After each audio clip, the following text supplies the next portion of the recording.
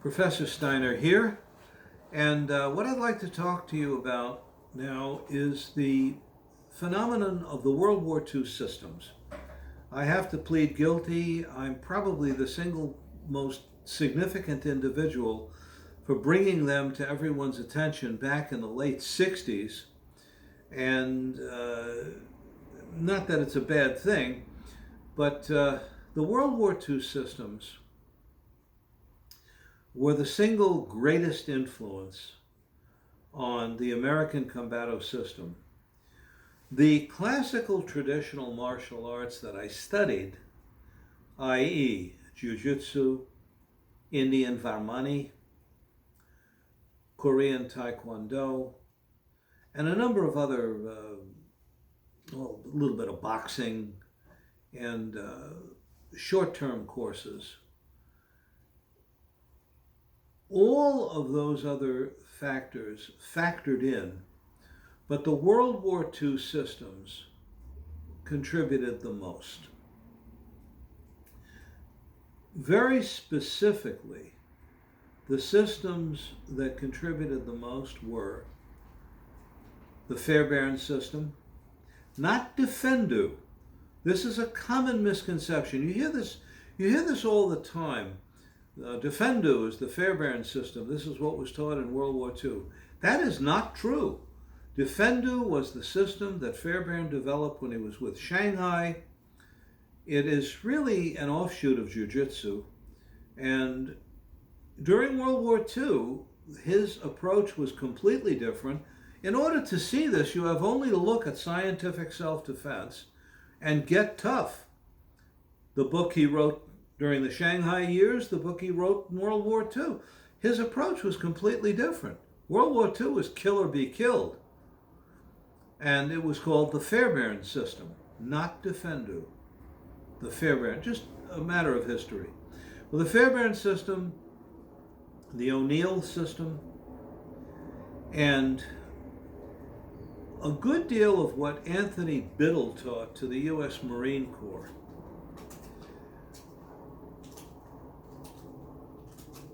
Certain elements of those systems were so valuable,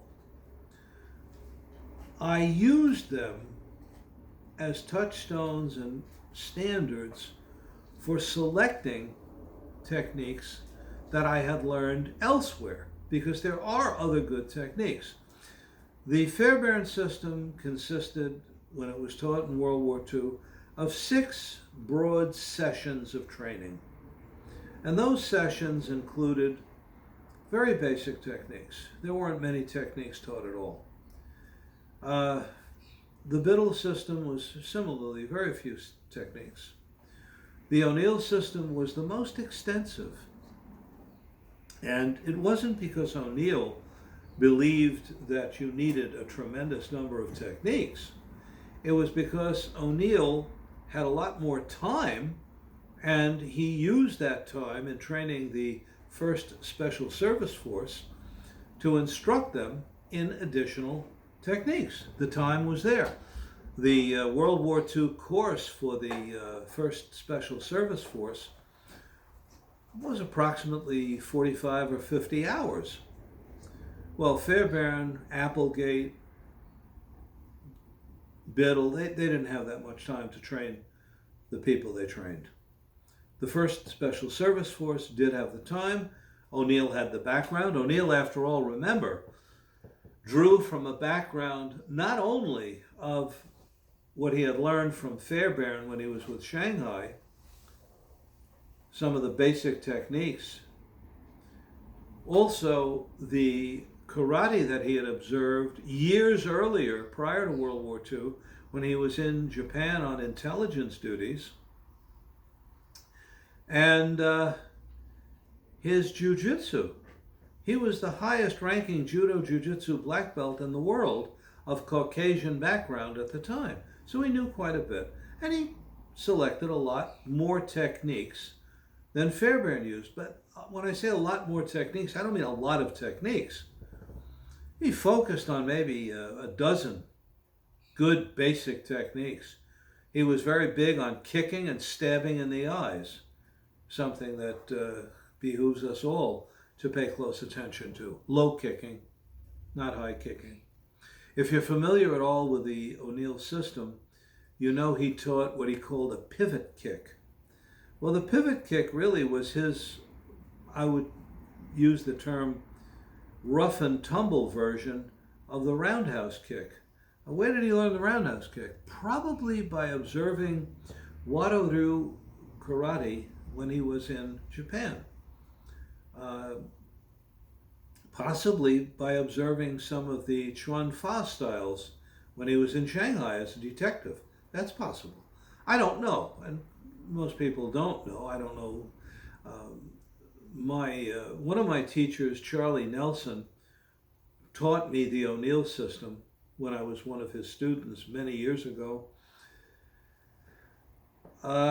He learned it from one of O'Neill's direct students, but he never knew Pat O'Neill. He told me he had heard O'Neill was a very reclusive individual, and perhaps he was. His system was very good.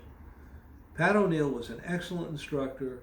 He was a very physically fit, powerful man, and there's a lot of good in his system. The Fairbairn system, to my way of thinking, remains preeminent. What Applegate taught was essentially the same thing with a couple of his modifications. And they were, I learned of this from Rex Applegate himself. He always thought it was kind of amusing the way Fairbairn was able to perform some very agile feats during demonstrations. And if you ever saw pictures of Fairbairn and Applegate together, it was Applegate and Fairbairn. You know, Applegate was a big, powerful guy, and Fairbairn was a rather slender man who was quite the senior of Applegate during World War II.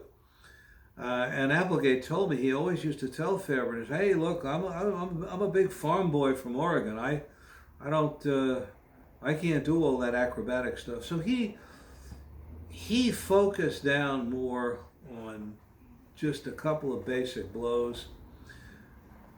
He did teach throws, but not with the emphasis that Fairbairn gave to, for example, the hip throw version that he taught during the war. And his version of the hip throw, by the way, makes perfect sense. I remember reading in a book by Robert W. Smith, who certainly was a marvelous authority on the Chinese internal boxing systems, that this was one of his, in my opinion, one of Smith's most embarrassing moments in print, where he said Fairbairn's depiction of the hip throw calls to question his judo credentials. The hell it does. The way Fairbairn adopted the hip throw, and it's illustrated in All In Fighting or Get Tough, was marvelous. This is the way the hip throw can be done. Ogoshi, the way it's applied in judo and in most of the jiu-jitsu schools where they think they're teaching jiu-jitsu, but they're teaching judo. Ogoshi is not good for the street. It throws you in a vulnerable position where your back is toward the opponent, and you're supporting the guy's hip, the guy's weight over your hip. Not with Fairbairn's technique. So Fairbairn was brilliant in the way he adopted the training he had, and also in the way he learned from his hands-on techniques. No one that I know of in history had the background and experience of William Fairbairn. People laugh at this or criticize it today. Oh, come on, that was World War II.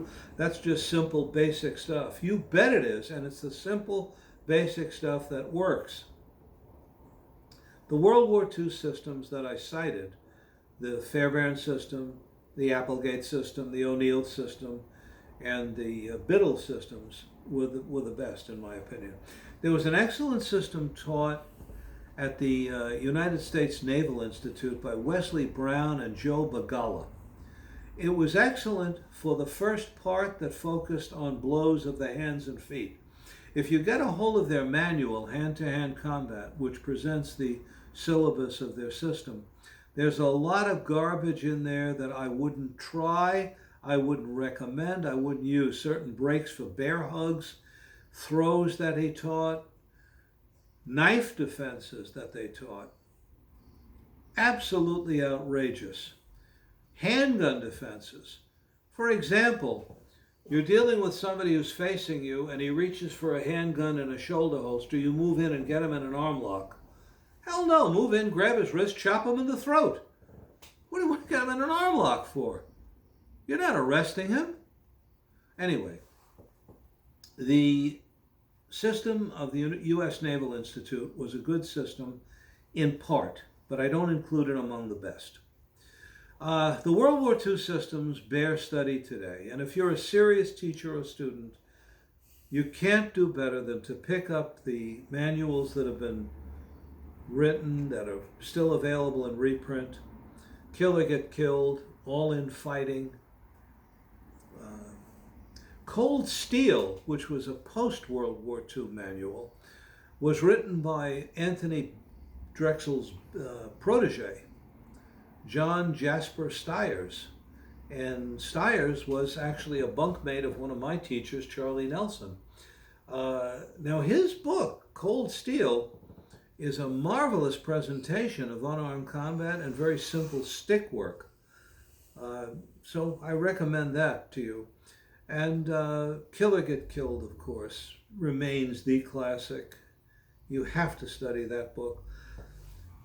Don't limit yourself to the World War II systems per se, but use the gist of what they teach and how they teach it to make your selection of other techniques from elsewhere.